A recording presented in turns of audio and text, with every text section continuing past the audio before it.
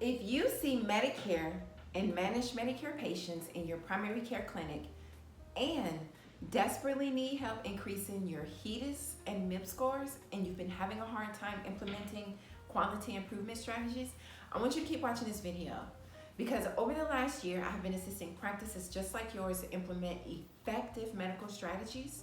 And in video 3 of the series, I want to walk you through my process of what I have found to be one of the most effective ways so far to understand exactly what's happening in your organization and begin to tailor an efficient medical strategy that actually works for your specific clinic. This explanation includes why it's not MIPS or HEDIS, but MIPS and HEDIS, an example of why the less data you have, the less effective your improvements will be, and why PDSA, PDCA does not work for the healthcare industry in value-based care models. And then finally, I'm going to walk you through the exact process of an example of how to gather the right data to set your organization up for success with this improvement implementation by using data-driven decisions to create a patient-centered approach that highlights the things that would be considered low priorities, opportunities for immediate growth, strengths, and then the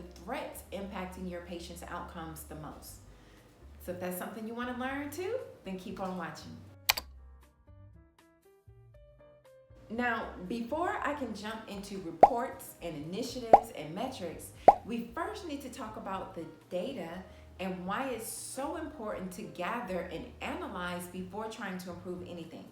A lot of medical practices are failing because they have no idea how they're doing on the measures they're being measured until insurance companies let them know. If you have no idea what's going on in your organization, how are you or any other member making improvements effectively enough to actually help the patient without having the proper information? If you don't know what's working and what's not, how are you supposed to fix it? Anything you try to implement will be significantly less effective. I've come across practices that were either not submitting at all or submitting MIPS data they weren't even sure would 100% succeed. In my mind, that's kind of like giving somebody a loaded gun, blindfolding them, spinning them, and telling them to hit a target they can't see. You might hit something, but it sure as hell isn't going to be the bullseye and probably nowhere near it, because you would only submit data if you knew the data you're submitting is a winner, right? Because who would pick a measure to submit that they don't meet, right? Because we all understand that when we submit, they are grading the implementation and paying based off how well the implementation is working on the patient's outcome, right? So if you are not doing it or aren't sure it's a winner, that's just basically tossing money in the fire. And if you're throwing it in the fire for MIPS, you're definitely throwing it in the fire for HEDIS, who is automatic. MIPS quality and costs both combined make up 60% of your score. So why would you not be aware of your actual data prior to submission? Why submit blindly? So it's not just costing you 9% of a small portion, it's really costing you much more, including your reputation because it's public and your negotiating power when it comes to your managed care contracts. There are currently 199 MIPS separate measures, and I think a dozen, maybe 13 or so MVPs, and 90 different HEDIS measures. A lot of the practices I run into, they are focused on either MIPS measures or their HEDIS scorecard. MIPS, HEDIS, UDS all overlap. They all report back to Medicare anyway, just like when you submit all payers to Medicare when you are reporting for your MIPS. And they expand across Medicare and managed Medicare, which you see both. So it's not MIPS or HEDIS, it's MIPS and HEDIS. But more importantly, they're all pretty much monitoring the same exact things with just a little tweak in the definition. So why are we separating it and making it harder than it has to be on ourselves? Don't worry, I'm going to show you how to fix it by the end of this series. But this is why you have to proactively know the data and its completeness not only when you submit for MIPS, but for your HEDIS metrics as well. But what I have experienced so far in talking to clinics is not only do most not know how they're doing beforehand, but when they get the numbers, they don't know how to improve it because the information does not tell them how to do better. It's just a benchmark telling you that you're screwing up and that you're being financially penalized. But in order to be successful in value-based care, you have to have the systems, processes, workflows in place to support a positive outcome in your patient, and you have to have the ability to be able to monitor that proactively. Without data, this is what I mean by we're guessing. You can think you're doing better than what you actually are, and on the flip side of that, you could be doing worse than what you actually are. It's like when I used to cold call and getting rejections, it felt like you did 100 calls, but really when you look back at the data, it's been maybe like 5 or 10, but it feels different. But in the medical field, we are not going off of assumptions and feelings. We need to look and go off of actual data, because every change you implement will affect the patient either positively or negatively. So before you make a single move, you need to know where you actually stand, and not in the, I think we should focus on this kind of way, but in a measurable, report back, nothing left to guess kind of way. Let's break down what I mean through an example of what focusing on an area you think is important in theory. Let's say you implemented a new automated reminder system to reduce missed patient appointments in your organization. You're trying to increase your follow-ups and perhaps decrease leakage by getting them to actually show up to their scheduled appointment, or an easy way to reschedule. So you have a report that comes out of the reminder system and you see that the system is working effectively.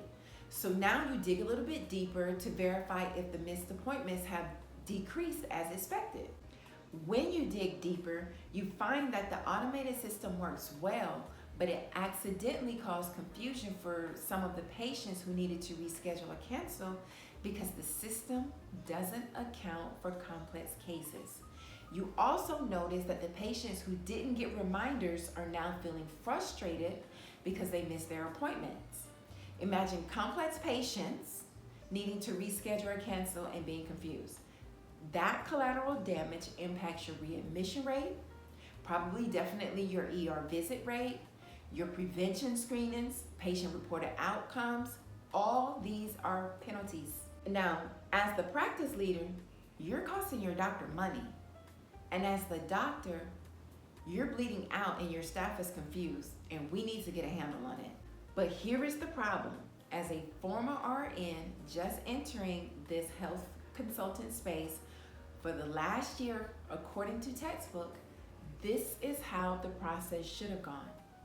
And now that you have learned, you should go back and make a change and rinse and repeat. We cannot treat the process improvement in the healthcare sector the same as every other industry, because people are not products and there's a lot more at stake here.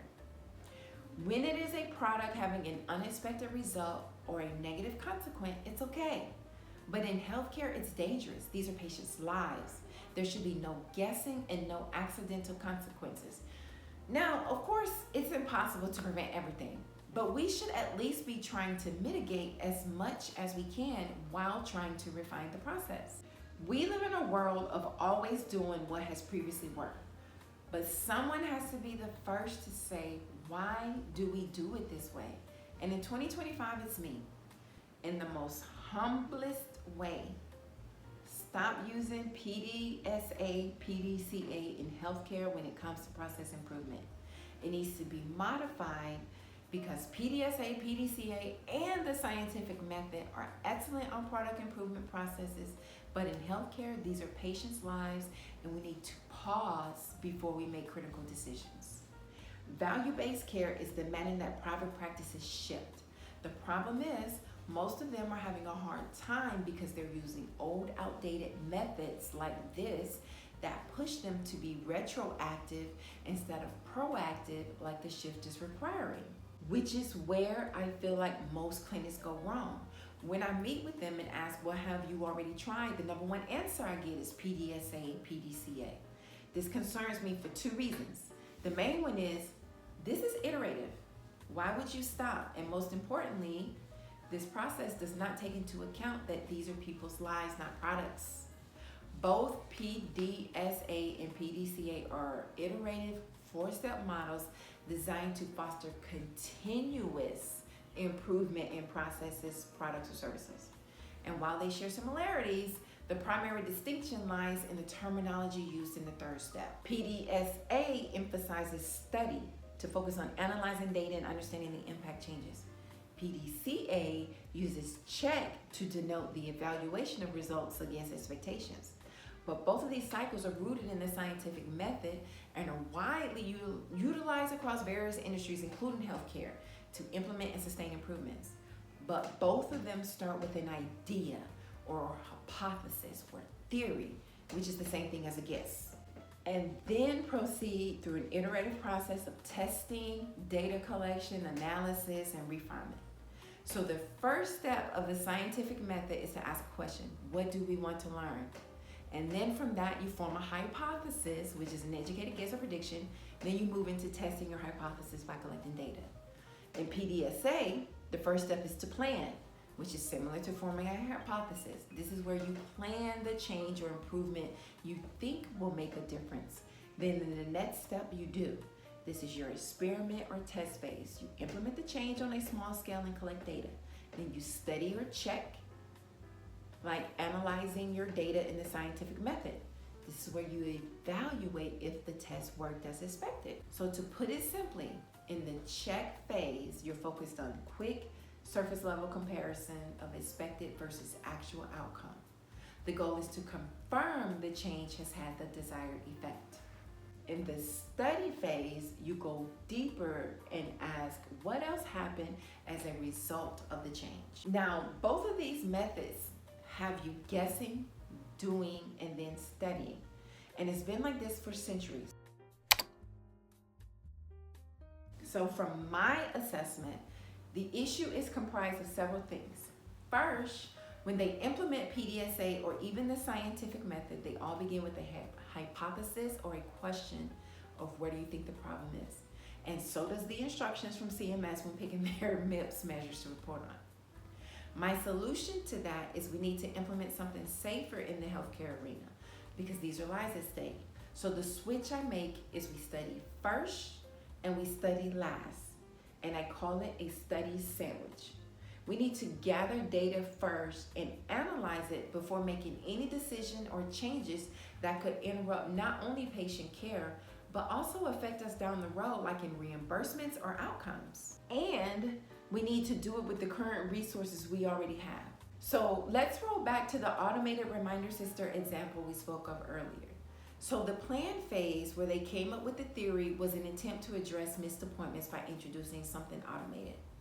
The actual implementation of the new automated reminder system is the do phase. But if you were doing the PDCA phase, you would have been misled because you would have stopped at the report that states everything was working appropriately. Now, if you were doing the PDSA, although the study did help you dig deeper and find that the automated system works well, but it accidentally caused confusion for complex cases. So now you have to look at the resources of training that went into the staff, the actual money spent on the reminder system. Now you've done all of the investigation, the time, the effort put into something that has caused a greater conflict. My thought is, how did we decide that was the best option? And was there no way to predict this type of collateral damage beforehand? Do we even have a process to do that? So while the study phase allows you to dig deeper, let's dig before we even plan. Does that make sense? Comment down below if you agree or disagree with it.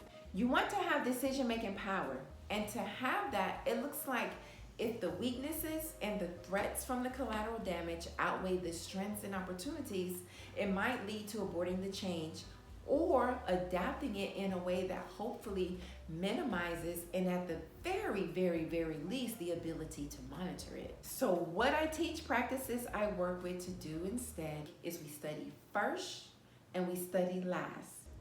But I take it even a step further. After we study first, we then want to connect that data. Then we shift.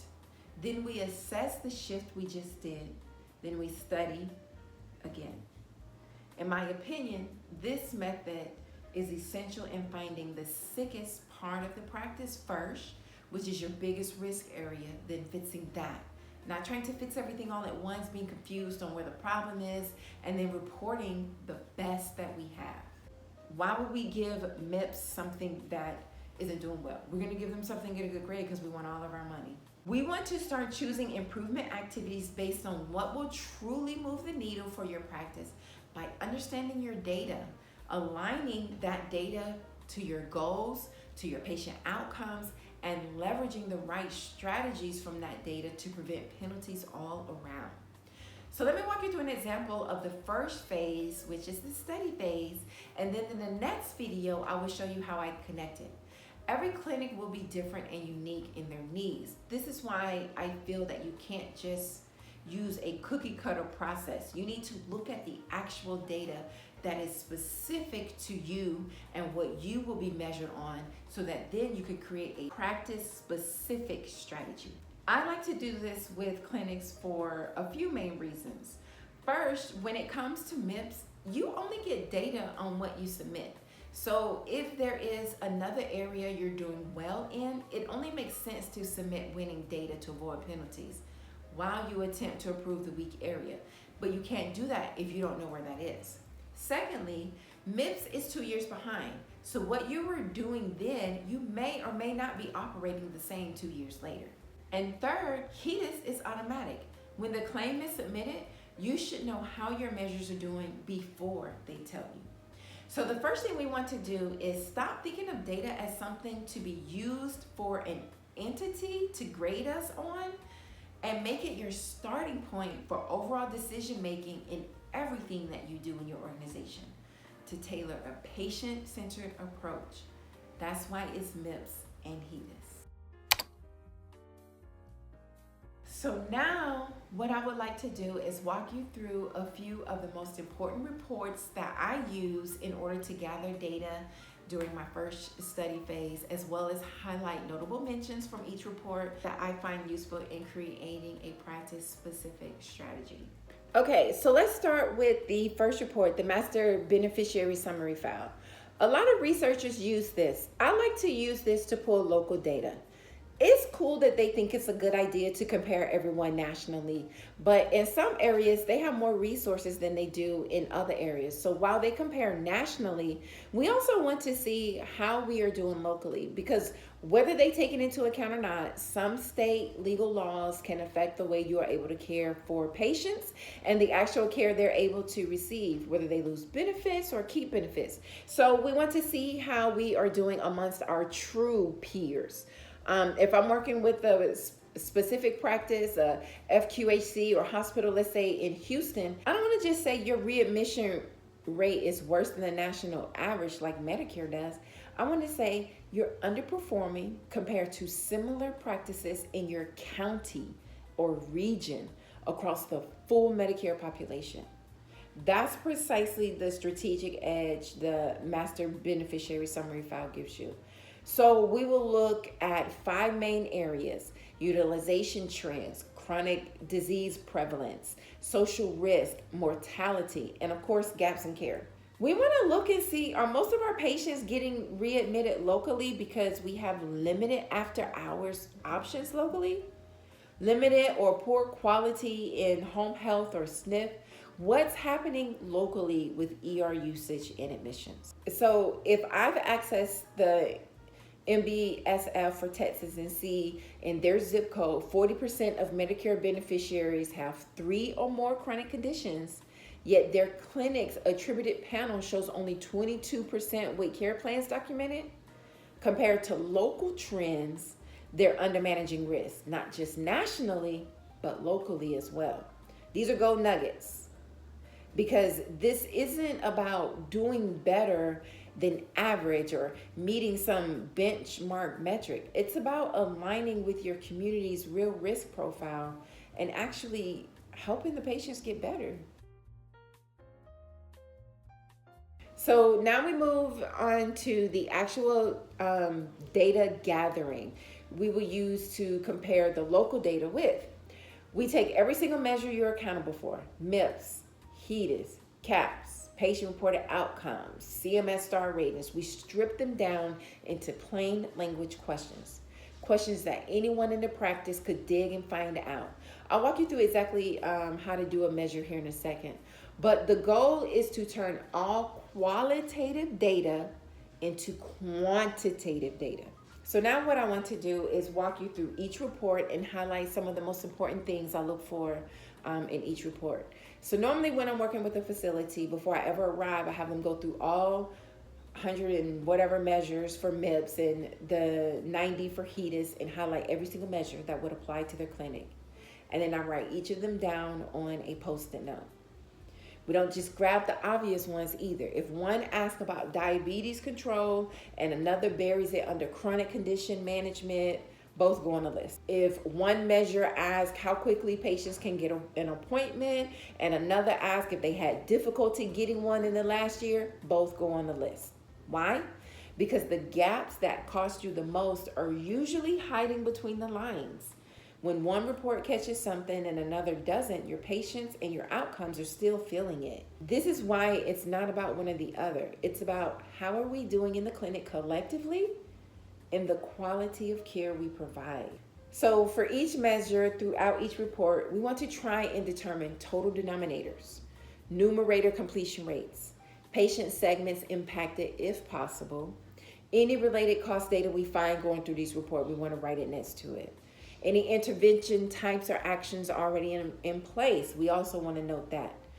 We want to see how visible is this issue to staff or leadership. Is there a standard workflow to track or report this measure? Has this measure triggered past audit alerts or negative scores from CMS or commercial payers? This becomes the raw data source for everything. Because at the end, minus our 3 priority picks, we will pull all this data into our ROI sheet, which stands for remaining office improvements, so we have ongoing ability to update throughout the year without having to upgrade to some expensive technology. Of course, if you have the funds to upgrade to technology, you definitely should, but most of the practices that I've seen are already struggling with resources and don't have that as an option. So the next report we're going to go into is MIPS.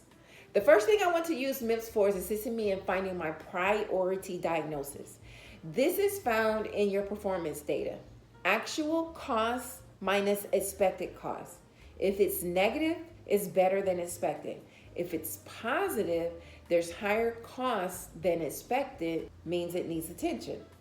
So for each diagnosis, which normally the ones I include are CHF, COPD, MI, chronic kidney disease, hypertension, diabetes, stroke, neuro, HIV, depression, back pain. We count how many total there are of both positive and negative, period, for each diagnosis. Then we see how many are positive, and that gives us our performance delta for each diagnosis in MIPS. We want to see which one is doing the worst. Then I'd like to move on to RAF and the HCC risk score. Does the patient risk adjustment match? If a patient has diabetes, end-stage renal disease, amputations, high cost, low RAF equals care is expensive, but patient appears healthy on paper. That probably means you're either missing some codes or we have poor documentation. If we have low cost, high RAF, that means that the risk score says complex, but utilization is low. Maybe good care, or possibly poor access or care gaps. Some of these are the patients we will use for chart auditing later. Next, I look at the utilization breakdown. How many attributed ED visits per diagnosis? This will tell us which chronic condition could use immediate support. This helps us pick our priorities later. We want to see how many inpatient admissions per diagnosis. This is going to be important for us to help find fragmented care. Fragmented care is essentially when a patient receives services that is disconnected from their primary care provider. So we would be looking for things like multiple specialist visits in a short period of time, high cost imaging and labs, duplicate tests outside of your clinic, same labs sent to multiple vendors. All of these are tests not ordered by the PCP. That means they weren't documented or acknowledged in the PCP's electronic health record. So there's no communication loop with these providers. That's fragmentation, and it drives up costs. But the most important part in that is they're basically unknown costs you're held accountable for because they're tied to your TIN. This is essential in identifying patient leakage. Then we move on to HEDIS. So remember, your HEDIS scorecard is within the last year, and MIPS was almost 2 years ago. So I feel like this kind of helps us balance where we were and where we are. So again, we highlight what applies to us throughout all 90 measures. We want numerator, denominator for each measure. We want to know where we're failing, exceeding, and barely meeting for each measure. Then we look at population level compliance. These are also part of the chart auditing. Why are they missing? Are they truly missing, or did some get scanned in and just wasn't documented properly? And then we want to highlight which diagnosis was the most below benchmarks, just like we did in MIPS.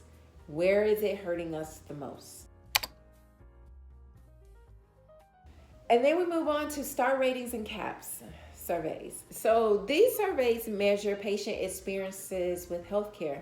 They are similar to health outcome surveys that HEDIS participants get graded on, but this is sent directly to Medicare. They ask things like, in the last 6 months, how often did you get an appointment as soon as you need it? Did your provider explain things in a way that was easy to understand? Were you helped by office staff in a respectful way? We're looking to turn subjective experience data into quantitative inputs.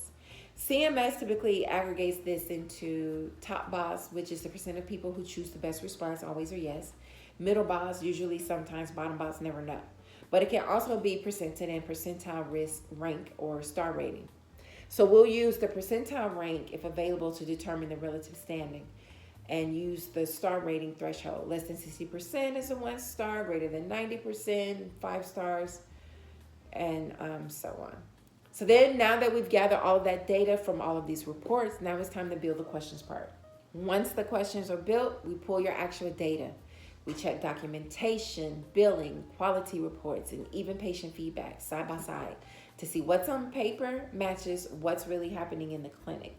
That's how you move from, I hope we're ready, to, I know exactly where we stand. So let's recap. You need to gather all the measures you're responsible for and combine them into one long questionnaire, and go on the hunt through all of your available reports, including your electronic medical record, and find the answers. Anything you don't have the answer for, we make a note of it as an opportunity gap. We do this before we implement any plan or any formulated hypothesis for improvement, which means do not use PDSA, use the study sandwich. Now that we have all the data, in the next video, I'm going to show you what to do with it and how to connect it all together. In the meantime, I want you to grab all of the HEDIS measures and all of the MIPS measures and highlight everything that you could possibly be responsible for. And then I want you to pull a report from your EMR and find your current denominator and numerator for all of them. And when you do it, look and see if you're behind in one screening and prevention area. That's on MIPS and HEDIS. And a pro tip, if you start by asking your staff why they think the patients don't come in, whatever answer they give you, add it to the opportunity gap form from the previous video. If you need a copy of it, comment proactive down below and I'll send it to you. So, if you found this video helpful, make sure you subscribe so you don't miss out on future medical practice strategies. And if you know a medical practice leader or physician who could benefit from their team knowing this knowledge, make sure you share it with them. So in the meantime, I'll see you in the next video.